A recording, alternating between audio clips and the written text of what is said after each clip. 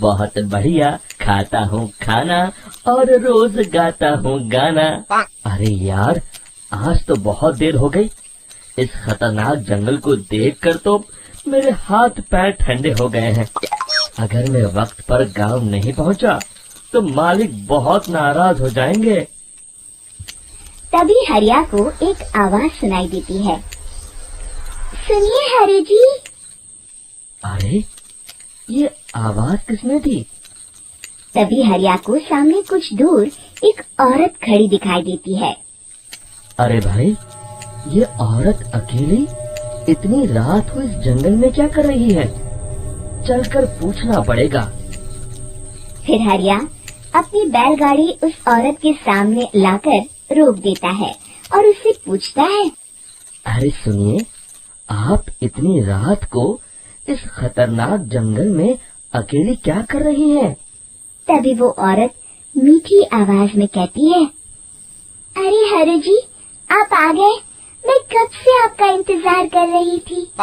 वैसे तो यहाँ से काफी लोग गुजर चुके हैं, लेकिन मैं खास आपका इंतजार कर रही थी।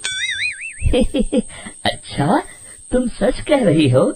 मुझे तो यकीन नहीं हो रहा है। वो क्या है ना, आज तक किसी ने मुझसे इतने प्यार से बात नहीं की। हाँ हरि जी, मैं सच कह रही हूँ। अब देर मत करिए और जल्दी से मुझे मेरे घर तक छोड़ दीजिए। हाँ, कौन सी बड़ी बात है, अभी छोड़ देता हूँ। आप मेरे पीछे बैलगाड़ी में बैठ जाइए और मुझे रास्ता बताते चलिए। फिर वो औरत हरिया की बैलगाड़ी में बैठ जाती है और हरिया बैलगाड़ी हाँकता हुआ आगे चल पड़ता है। फिर उस औरत के बताए हुए रास्ते पर चलते चलते हरिया बैलगाड़ी लेकर एक काली गुफा के आगे आकर रुक जाता है। हरिया उस औरत से पूछता है। देवी जी, आपका घर कहाँ है? यहाँ तो एक गुफा के अलावा और कुछ नहीं है। तभी अचानक वो औरत हवा में उड़ने लगती है।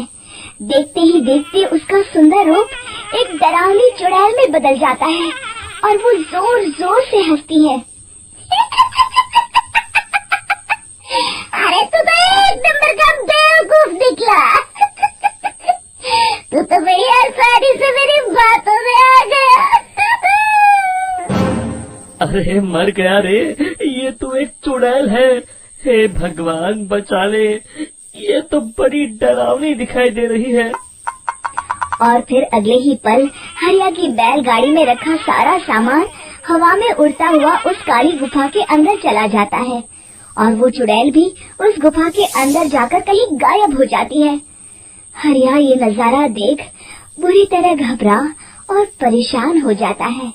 अरे, ये चुड़ैल तो मेरा सारा सामान लेकर गुफा में गायब हो गई। अब क्या होगा? अगर मैं गांव खाली हाथ गया तो मालिक मेरी अच्छी खबर लेंगे। मेरी इस बात का कोई यकीन भी नहीं करेगा। फिर आखिर वही हुआ। हरिया के मालिक चंपक सेठ को हरिया की किसी भी बात पर रत्ती भर भी यकीन नहीं हुआ। चंपक सेठ को लगा हरिया झूठ बोल रहा है और उसने ही लालच में आकर सारा सामान हड़प कर लिया है। फिर हरिया को बेईमान समझकर चंपक सेठ उसे काम से निकाल देता है। अगले दिन अपनी दुकान में परेशान बैठा चंपक सेठ गुस्से में बड़बड़ाता है। अरे, दुकान में तो सामान बिल्कुल भी नहीं है। अब मुझे ही शहर जाकर सामान लाना होगा। फिर वो अपनी बैलगाड़ी लेकर शहर चला जाता है। शहर से सामान लेकर जब चंपक सेठ वापस गांव लौट रहा होता है, तभी उसे एक आवाज सुनाई देती है। चंपक जी, ओ चंपक जी। अरे, ये तो कोई मेरा नाम लेकर मुझे पुकार रहा है। फिर उस रास्ते में वही औरत खड़ी दिखाई देती है। फिर क्या था, हरिया की तरह चंपक सेठ भी उस औरत के पास अपनी बैलगाड़ी लेकर जाता है और वो भी उसकी चिकनी चुपड़ी बातों के मुंह जाल में फंस जाता है। फिर चुड़ैल उसे भी अपनी गुफा तक ले जाती है और उसका सारा सामान लेकर गुफा में गायब हो जाती है। बेचारा चंपक सेठ लाचार होकर खाली हाथ गांव लौट आता है।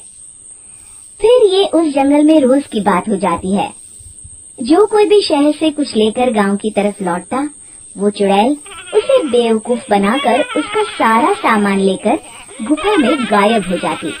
एक दिन हरिया एक लकड़हारे को उसी जंगल की तरफ जाते हुए देखता है।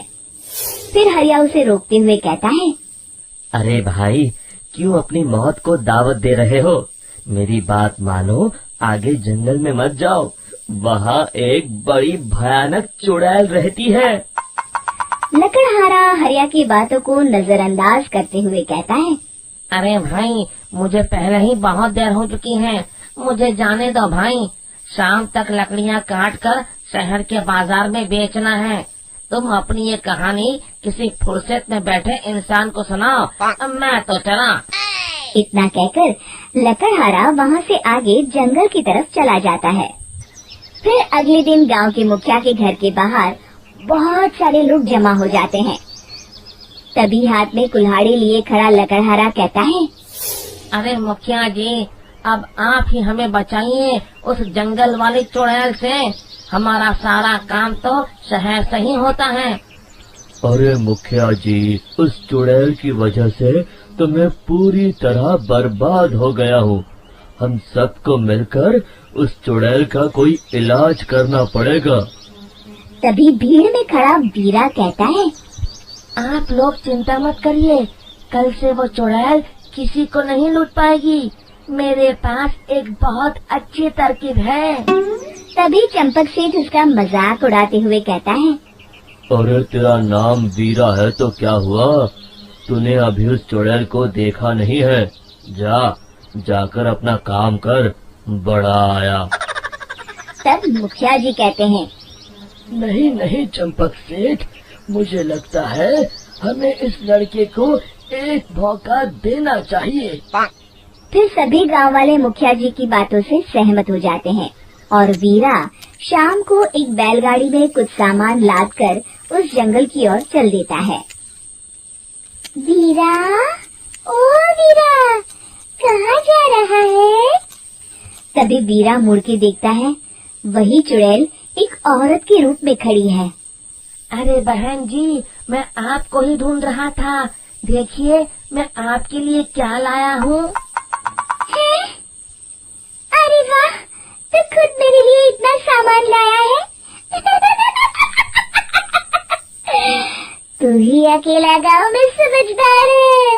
जरा देखो, मैं भी खोल के बड़े भूख लगी है। जैसे ही चुड़ैल उस सामान पर से कपड़ा हटाती है, एक भगवान शिव की तेज रोशनी उसके अंदर मूर्ति से निकलती है और चुड़ैल अपने असली रूप में आकर जलने लगती है।